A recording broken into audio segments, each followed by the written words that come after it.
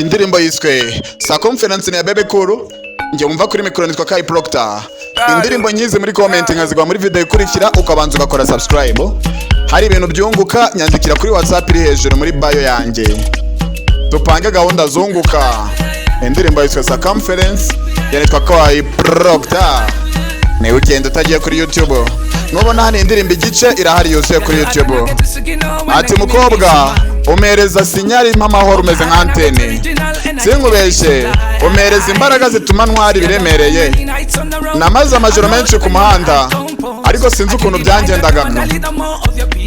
Ntago nahakana ko nshaka kuba mu mahoro yawe.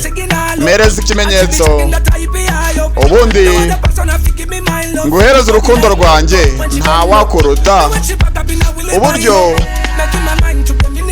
anyereka ukuntu nyamura ibibazo bituma numva meze fresh. Reka dukore inama ndayizamo. Ikintu cyose ushaka ndaza kugikora.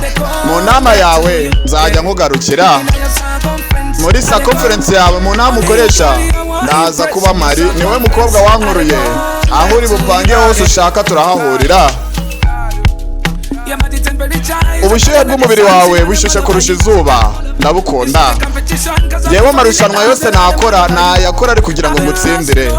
Namaze igihe nataye umutwe mbikirara kandi n'ubu niko bimeze ariko ndacyakeneye urukundo. Wowe n'ikimenyetso mpite nkora icyo ushaka.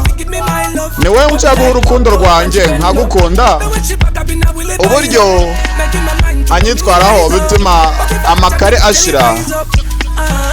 Ego mu nama yawe nzaza. Mbwira ikintu cyose ushaka. Mu nama yawe nzaza mugarukire. Muri inama yawe nzaza. Ikintu cyose wansaba ko nkora nzagikora. Nzaza muzire. Kai Proctor niryo zina ryanjye. Indirimbo nyize muri comment nkazigwa muri video ikurikira uko banza ugakora subscribe cyangwa ukamfollow kuri TikTok.